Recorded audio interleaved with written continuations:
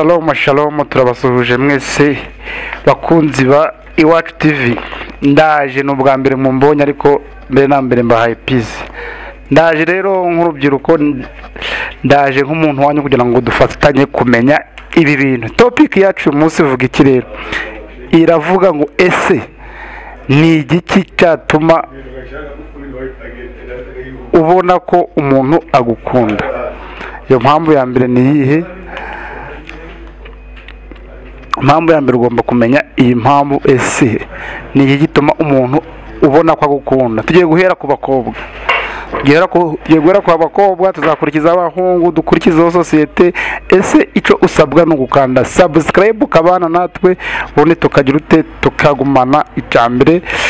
Subscribe, share and comment. Uramutse nakunze n'inkuru yacu, hasi hari telefone waduhamagara. Twagenda rero tukaja muri topic ivuga eti ese nkawe muhungu ni iki gituma umenya ko umukobwa agukunda. Nkuzaniye ibintu bitanu, turahera ku cya gatanu. Cya gatanu ni ukuvuga niba wandikiye umukobwa ese agusubiza ryari. Ubu hateye ibintu bita WhatsApp message, zo ntonazivuga kuko iterambere turimo, isi turimo ntabwo arizo kwandika message. Turahera kuri WhatsApp. Ese niba umuhaye message agusubiza mu gihe kingana gute? Mbere na mbere dukurikije uko isi imeze yacu muri iyi minsi, nta mukobwa wamara iminota 20 atarebye kuri telefone. 20 niyo myinshi mvuze, ariko neshane birashoboka, nangwa se kuko za TikTok zateye na za Instagram na za Facebook na za WhatsApp, twabara ko nta n'umukobwa umara iminota 5 atagusubije. Imagine rero niba wowe wandikiye umuntu utagumwe igashira iminota 2, iminota 3, iminota 4, ugasanga iminota 20 irashize, 30, 40, 50, umunsi ugashira atagusubiza. Uwo mukobwa ntago bagukunda. Musore, kura y'amaso, uwo mukobwa ntago bagukunda kuko ntago yaretse kubona message yawe. Nimba yibonye ntahita gusubiza, nubwo yagusubiza nabi ariko akagusubiza. Uwo mukobwa nimba atagusubije, uwo mukobwa ntagukunda. Umukobwa ukunda rero ahita akora iki? Ahita avuga ati shera aranyandikiye, ahita gusubiza sheri bimeze bite, amugaciringa buri kimwe cyose. Icyo ni ku mwanya wa gatanu. Umwanya wa gatandatu, ese aguhamagara kangahe ku munsi? Ese yaguhamagaye umwita bute?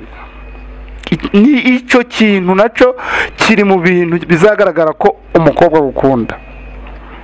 Niba umuhamagaye sheri ndi busy, sheri ndahuza, ahubwo akaguhamagara agiye kubwira ngo sheri wampaye amafaranga, sheri wanguriye metero, sheri wagira ute, uwo mukobwa niba mugiye muri ibyo bintu hita umenya uti uyu mukobwa. Niba muhamagaye sheri ndahuze, none giye wahugukiye kutampaye aka message basi urahugutse, uwo mukobwa niba ibyo bintu atabikora, uwo mukobwa kuraho shaka abandi wayobye birukanse. Icya gatatu turageraho ni ikintu bita ese yifuza kujana nawe ryari, yifuza guhura nawe ryari. Nimvuga guhura abasore ni mu byumere byayo nibyo muri ghetto ya.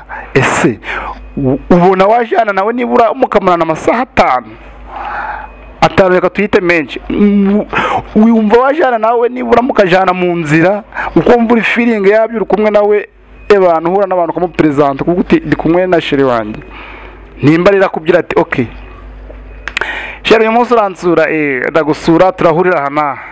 Ngo yanga nto turahurira naho, ubwo wowe nugera hano ufata akamoto uransangana, mugahurira ahantu tayari. Aho muhuriye mu gihe utashe ntabwo aguherekeje, baravuze okay nanjye ndi busy, ihangane genda, ibintu nk'ibyo.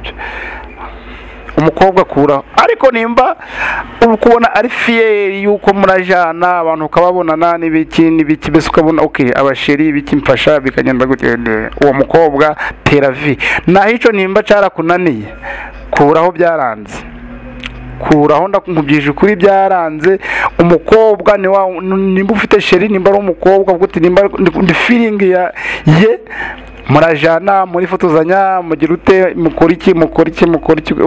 Niba ibyo rero atabikora ukabona yebane handi bese murahurira muri kwe, murahura nijoro, murahura hahantu nyine hihishe, uwo muntu afite ikindi kintu aba gukinza utamenya. Niba utari wamufata ngo mujane bababonane, niba utari wagira ute umukobwa kuraho. Nyamara ibyo nimba bikora muhungu, shaka watera n'ivi ndakurahiye, shaka watera ivi wagezeyo. Tugeze ku mwanya wa kabiri, umwanya ukomeye cyane. Ese ufite umukobwa? Yego, ni inshuti yawe, mubanye igihe kingana gute? Icyo gihe mumaranye entre parenthèse, ese yari yakujana iwabo? Apana kujana iwabo, yari yakwereka famille, abyereka nk'umuntu w'umusaza na nk'umukecuru ati mfite sheri n'uyu, ku buryo nawe yagira ikibazo ukaba waja iwabo ntibakwikanga, nangwa se bakwikanga umwe akavuga ati uriya muntu ni runaka, ni sheri wa runaka nangwa n'inshuti ya runaka. Ibyo bintu nimba atarabikora rero, bitewe n'igihe mumaranye, ariko ntumbuze ngo uyu munsi mukundane ngejo ngo uhita uvuga ngo ngo njyane iwanyu gira utagira agomba kumanza yakwiga. Ariko nimba yarakwizeho umaranye imyaka ebyiri, ibyo bintu bitari byakorwa, ahubwo ari bya bintu byanyane bya pafu mukigendera, umugani wabijo bijamo ari uguhombanyana gusa rwose. Nta reka urashaka undi kirakarimo ari ubwo buzima ushakamo, ariko nimba atari ubwo buzima ushakamo, reka urushaka undi. Tugiye ku mwanya wa mbere rero, umwanya wa mbere uzakwereka ko umukobwa agukunda n'umwe n'uyu. Umwanya wa mbere mwese mutega amatwi, ukundana n'umukobwa ufite telefone smartphone, uramufite murakundana, nangwa se ukundana n'umusore ufite ibyo bintu. Hari ikintu kizabikwereka rero. Status ze haba hari iki? Status ze kuri stati ye haba hari iki? Kiriya kintu kiba kuri status kizakwereka ko gukunda. Ni ikihe rero?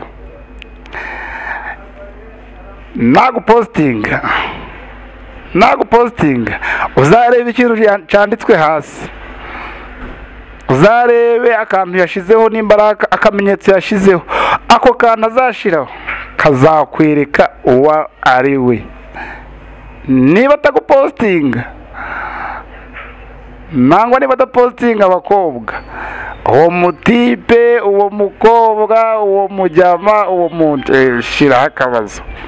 Ni ukuvuga umuntu byanga byakunda gukunda, sinibaza buryo ki atagushira kuri status. Kugushira kuri status ni kimwe, ahubwo kugira kuko ngo ubibone, kuko status burya ari impamvu yitwa status, irebwa n'abantu benshi. Kugira ngo ubibone hari ukuntu azagushiraho. Urabusha bya sister, ijoro ryiza, sheri ijoro ryiza, biratandukanye. Ashobora kugushiraho rero akuvugaho ibindi bintu, agushiraho kangahe? Ikintu bita status. Iyo ushizeho umuntu ugomba kumusobanurira aba ex. Ubwo rero ibintu azagushira akamenyetso azagushira kuri status, ako kantu ko konyine nashaka kazakubake. Nikamara kukubaka, nangwa se iki kiganiro cyane nanjye nikimara kukubaka, gucyo ngusabye ni kimwe: kora like, share and subscribe, ubundi twibanire mu biganiro. Uyu munsi twavuze ku mukobwa, ejo tuzavuga ku muhungu. Icyo tubasaba ni gukora subscribe, share kugira dukomeze twibanire mu biganiro byacu. Imana ibaho umugisha, turabakunda. Ciao, ibiganiro byacu nakagaruka.